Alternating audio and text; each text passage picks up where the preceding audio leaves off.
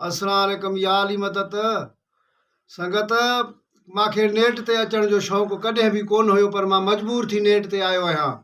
हबीब घोटिया यादि रखी छॾिजांइ, मां जो तूं मुड़ुसु बेगुनाह रस्ते सां मारियो हुई। 8 महीना इंतज़ार कयो मांइ, 8 महीना इंतज़ार कयो मांइ, पर 8 महीननि में तो माॾे का शइ वर्दी न मोकिली। कल आख़िर इहो नतीजो पंहिंजो ॾिठोई। अञा काथे थी ॻाल्हि, हे नओं ढुकियो आं।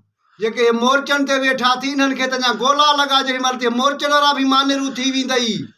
हे नओं ढुकियो आं, कंहिं मुंहिंजे मिट खे तकलीफ़ न ॾे। मुंहिंजो झेड़ो तोसां सिधो आहे, सिधो विढ़ंदो मांइ।